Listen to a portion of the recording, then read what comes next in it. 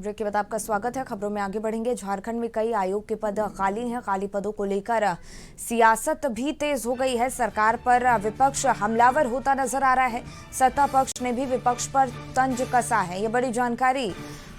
खाली पदों को लेकर अब सियासत भी तेज हो गई है। झारखंड में कई आयोग के पद खाली हैं, जिसको लेकर अब सियासत चरम पर हो रही है।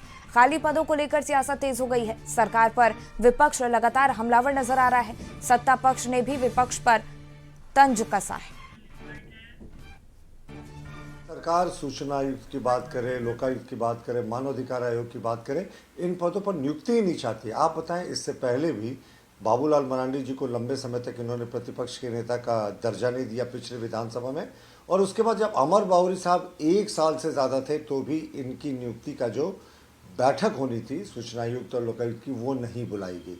और अब तो फिर से बाबूलाल मरांडी जी चुन लिए गए हैं नेता प्रतिपक्ष। उसके बावजूद बैठकें नहीं होना, ये साफ दिखाता है कि सरकार नहीं चाहती कि ट्रांसपेरेंसी की संस्थाएं, जहां से भ्रष्टाचार पर अंकुश लग सके, वहां पर किसी की नियुक्ति हो, क्योंकि सरकार के भीतर का जितना गड़बड़ झाला है वो सामने आने लगेगा।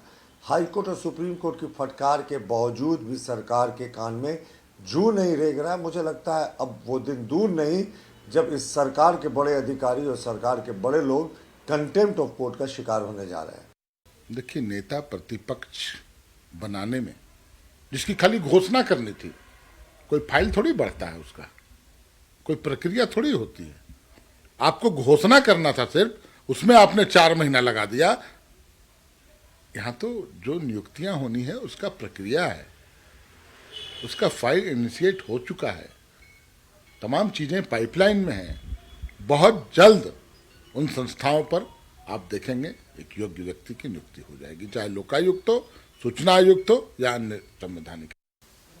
खनन मामला हो, बालू का मामला हो, या कई कैसे जो संवैधानिक पद हैं या ऐसे कई पद हैं, चाहे वो महिला आयोग हो या जितने भी आयोग हो, उनका गठन सरकार करेगी, हमारी सरकार करेगी।